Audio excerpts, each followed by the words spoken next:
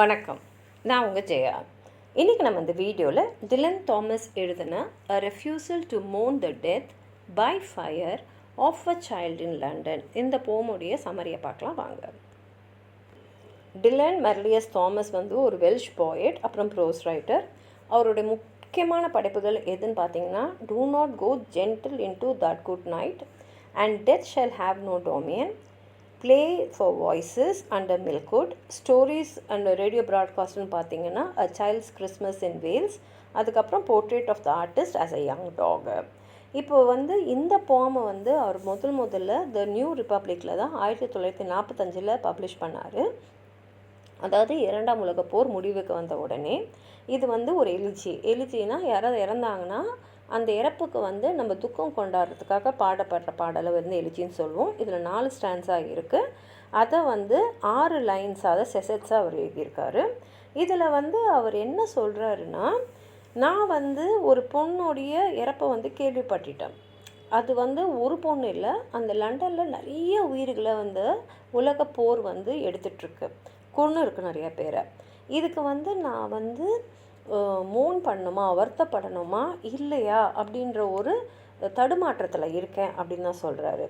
ஏன்னா அவர் என்ன சொல்கிறாருன்னா, அப்பாவிங்களோட உயிர் எல்லாமே போயிடுச்சு. நிறைய அப்பாவிங்கள் கொல்லப்பட்டாங்க. அதாவது போர் நேருக்கு நேரம் நடந்தவங்க பாதிக்கப்பட்டாங்களோ இல்லையோ, அப்பாவி மக்களுடைய உயிர் போயிருக்கு. இப்போது இதை நான் செலிப்ரேட் பண்ணணுமா இல்லைன்னா நான் வருத்தப்படணுமான்னு சொல்கிறாரு.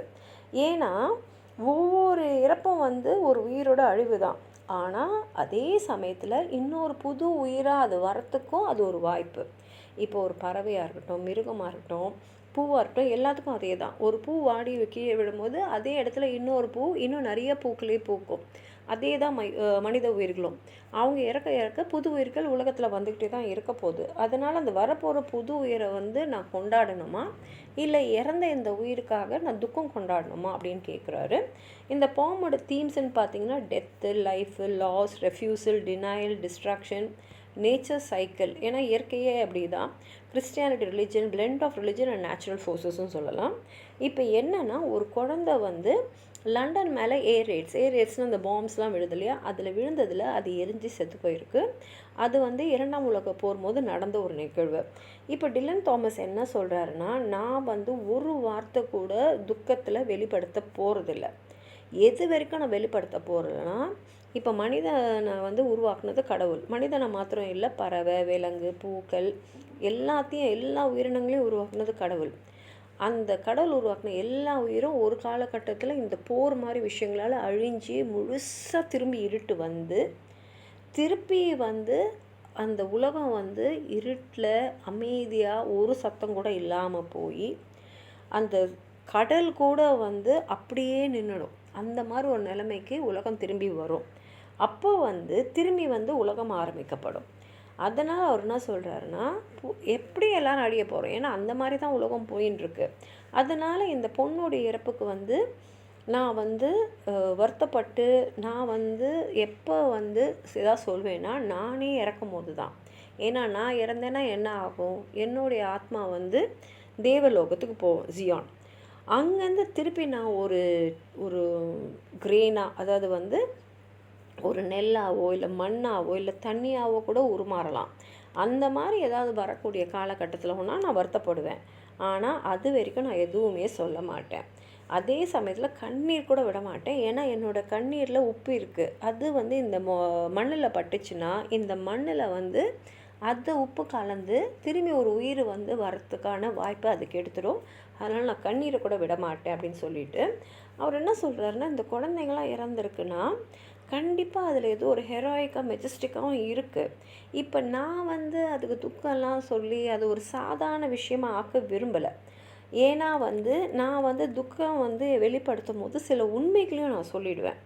அந்த உண்மைகளை நான் சொல்லும் போது இந்த குழந்தையோட இறப்பு, இந்த பெண் இறந்துட்டா இல்லையா, அந்த குழந்தையோட இறப்பில் இருக்கக்கூடிய அந்த டிக்னிட்டியும் மெஜஸ்டியும் அதை எடுத்துடலாம். ஏன்னா அந்த உண்மையை நம்ம உணரும் போது அப்போ அந்த இறப்புக்கான வலிமையோ இல்லை வேல்யூவோ இல்லாமல் போயிடும்.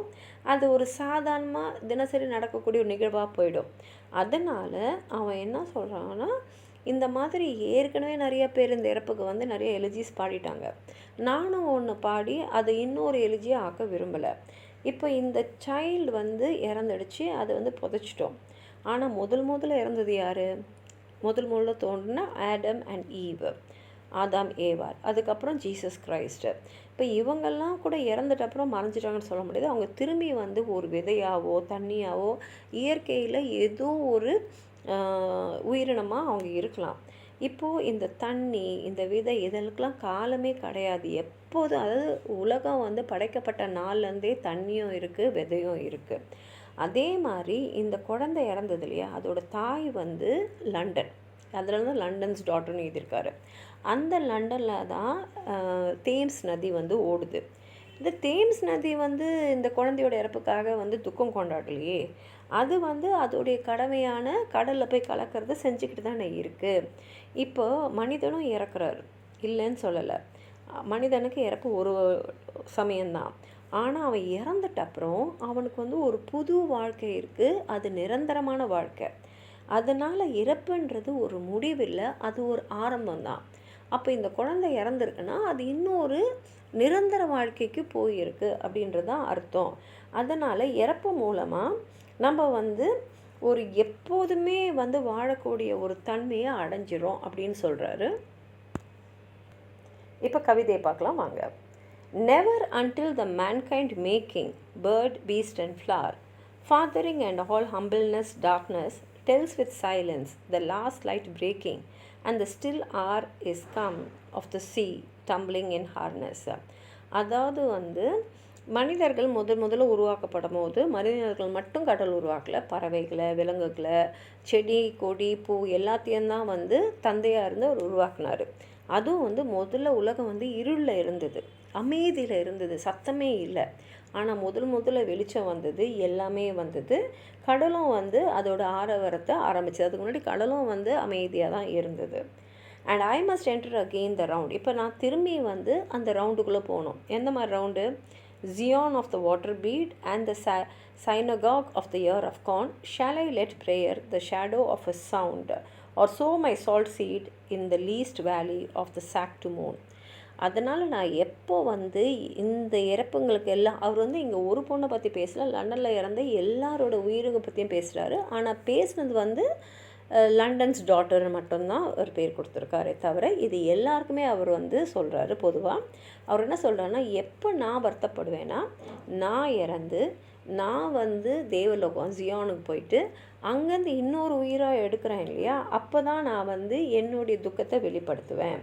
The majesty and burning of the child's death, I shall not murder the mankind of her going with a grave truth.